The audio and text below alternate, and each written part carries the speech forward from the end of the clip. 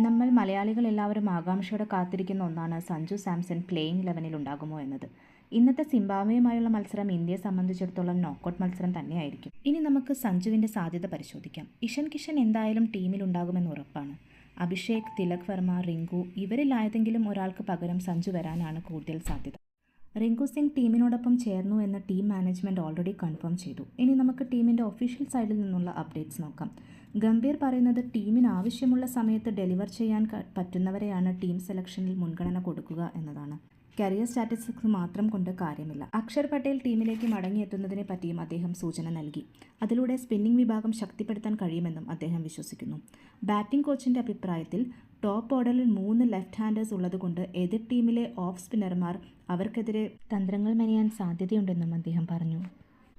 സഞ്ജുവിൻ്റെ team സെലക്ഷനെ പറ്റിയും വലിയ discussions നടക്കുന്നുണ്ടെന്നും അദ്ദേഹം കൂട്ടിച്ചേർത്തു.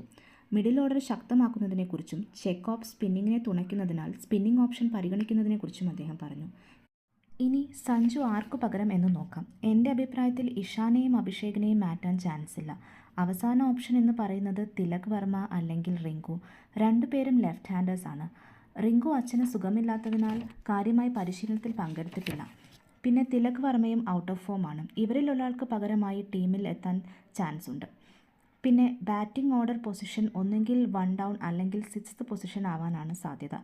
IPL-ൽ കുറേ കാലം 1 ഡൗൺ കളിച്ചതുകൊണ്ട് അതിനുള്ള സാധ്യത കാണുന്നു. നിങ്ങൾക്ക് എന്ത് തോന്നുന്നു? അഭിപ്രായങ്ങൾ കമൻറ്റ് ചെയ്യൂ.